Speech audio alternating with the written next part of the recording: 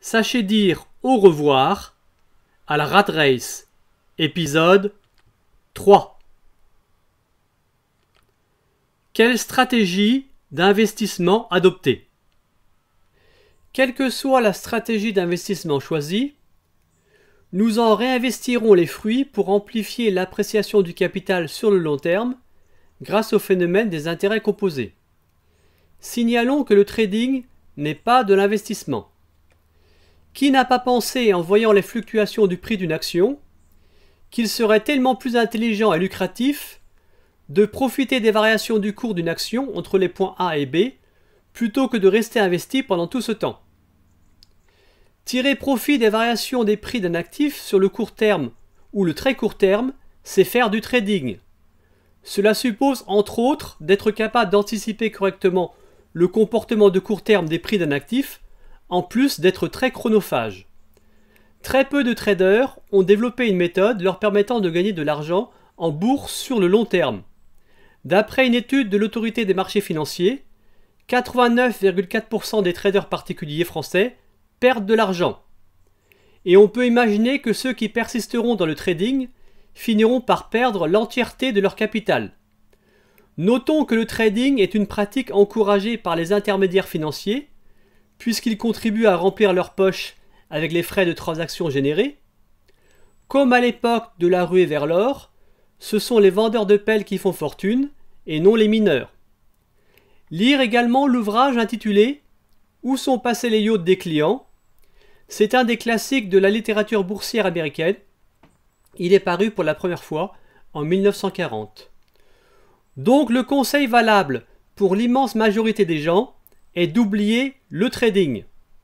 Pour votre bien, et surtout celui de votre capital, oubliez le trading et optez pour l'investissement, c'est-à-dire la détention d'actifs financiers sur le moyen terme ou le long terme. Sans faire le tour de la question, voici quelques stratégies d'investissement possibles sur le marché actions. Utilisez la stratégie momentum, investir sur les sociétés de croissance, utiliser la stratégie d'investissement sur les sociétés de croissance à un prix raisonnable, stratégie GARP, investir sur les aristocrates du dividende ou les dividend kings, utiliser la stratégie dividende classique. La stratégie momentum tire parti du fait que lorsqu'une tendance est à l'œuvre sur une action ou un panier d'actions du même secteur, ETF thématique, elle a tendance à se poursuivre. Bref, on exploite le comportement moutonnier des investisseurs, leur FOMO, Fear of Missing Out, qu'on pourrait encore traduire par la peur de manquer quelque chose. Le souci est qu'il est difficile de déceler le début et la fin d'une tendance à la hausse ou à la baisse. Les sociétés de croissance sont des entreprises dont le chiffre d'affaires croît très rapidement. Elles peuvent faire des bénéfices ou non. Lorsqu'elles font des bénéfices, les sociétés de croissance ne distribuent généralement pas de dividendes ou bien un dividende symbolique. Elles préfèrent réinvestir leurs bénéfices pour assurer leur développement. La composition des intérêts a lieu en quelque sorte à l'intérieur de l'entreprise. Le PER des sociétés de croissance est très élevé. Il n'est pas rare que l'on dépasse une valeur de 25. Investir sur les sociétés de croissance, c'est faire le pari que leur développement va se poursuivre pendant encore de longues années. Avec de telles sociétés, on envisage un gain en capital à la sortie. Personnellement, je n'achète pas ce genre de société que je juge trop cher. Rien ne dit que la croissance va se poursuivre encore longtemps au même rythme, et à la moindre déception, la punition est de taille étant donné la cherté de l'action. Je peux, cependant, faire de l'investissement de style GARP en me laissant tenter par une action de croissance à un prix raisonnable. Parfois, monsieur le marché nous en propose. Les dividendes aristocrates sont des sociétés qui ont distribué un dividende croissant sans interruption pendant au moins 25 années. Et on passe à 50 années pour les dividendes kings. Là, il s'agit de sociétés matures. Leur chiffre d'affaires croît généralement lentement et le dividende versé a beau être croissant, il est assez faible généralement, de l'ordre de 2 ou 3%. Ce n'est pas ainsi que l'on va pouvoir faire croître notre capital à l'aide des intérêts composés. La méthode que j'ai choisie pour tendre vers l'indépendance financière est la stratégie dividende classique. Je n'investis que sur des sociétés dont je juge les fondamentaux solides. Leur PER ne doit pas dépasser 14 ou 15 et le rendement du dividende est attendu autour de 6%. Sur ces deux derniers critères, je peux cependant faire preuve de souplesse si la société a un niveau de croissance adéquat. Trouver suffisamment de sociétés répondant à mes critères est difficile, ce qui m'a rapidement conduit à élargir mon univers d'investissement. Aujourd'hui, je possède en portefeuille des sociétés cotées sur tous les continents. Recevoir régulièrement des dividendes m'apporte beaucoup de satisfaction. J'adore les réinvestir pour faire croître ma boule de neige grâce aux intérêts composés. Mon comportement est de plus en plus celui d'un chasseur de dividendes. J'apprécie beaucoup de passer au tamis la place boursière d'un pays accessible à mes courtiers pour tenter d'y trouver des opportunités d'investissement. Remarque importante. Pour ceux qui choisissent de mettre en œuvre une stratégie fondée sur la récolte des dividendes, certains pays sont à éviter. Suisse, Belgique, Allemagne, etc. du fait que le prélèvement à la source est bien plus élevé que le remboursement que vous octroie l'administration fiscale française. Crédit d'impôt de 17,2% généralement. On peut aussi contacter l'administration fiscale des pays concernés pour obtenir le remboursement du trop perçu au regard de conventions signées avec la France, mais c'est assez fastidieux. Compte titre ordinaire, CTO, ou plan épargne en action, PEA. Nous allons voir ensemble les principales caractéristiques du compte titre ordinaire et du PEA avant que je précise sur lequel des deux s'est arrêté mon choix et pourquoi.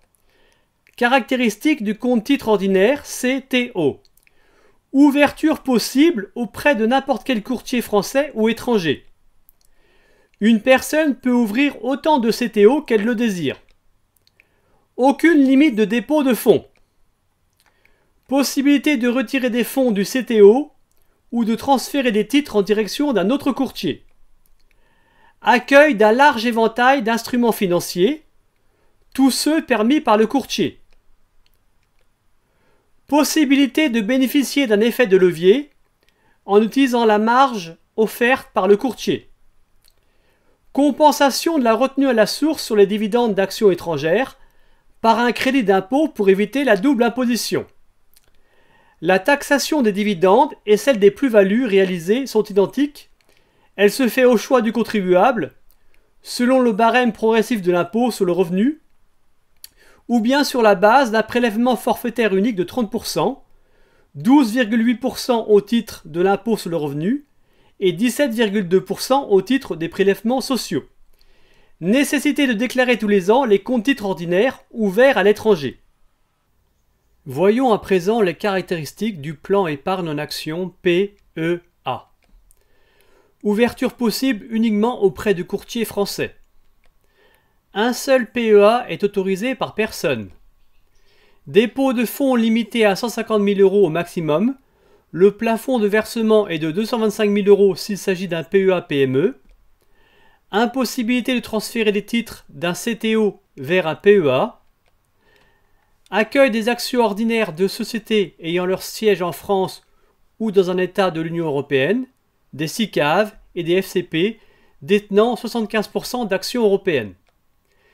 Les sociétés d'investissement immobilier cotées SIIC ne sont pas éligibles au PEA.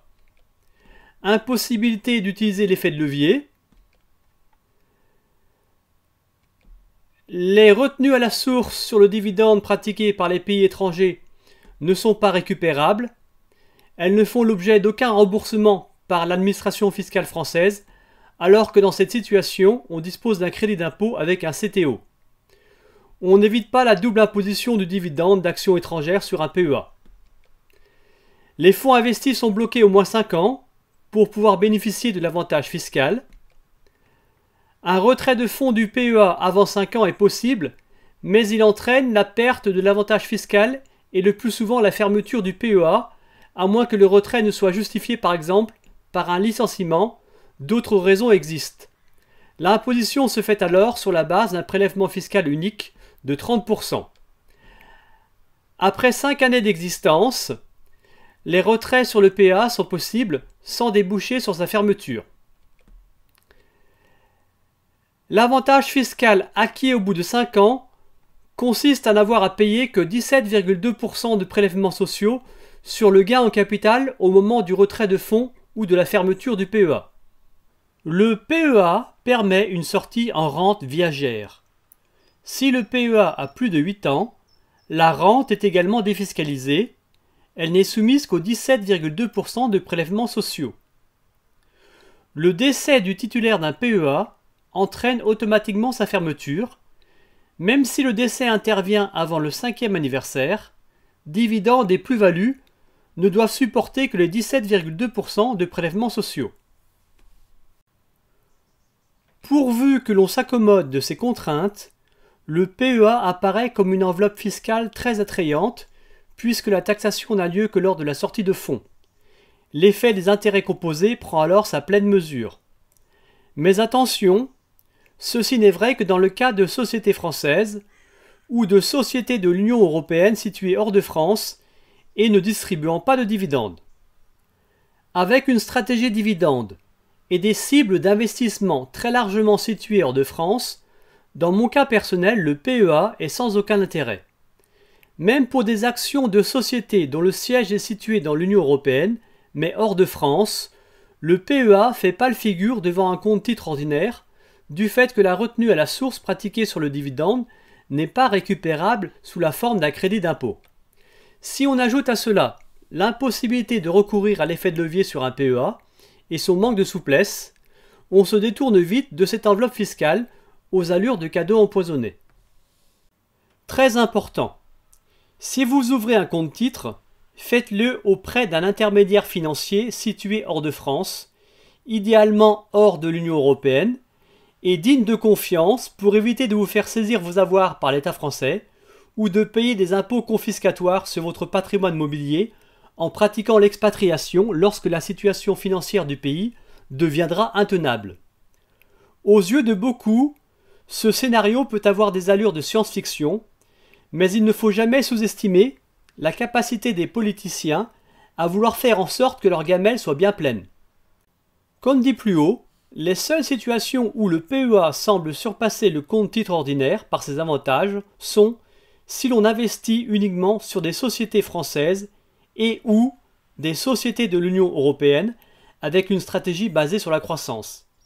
Généralement, les sociétés de croissance ne distribuent pas de dividendes ou alors il est anecdotique.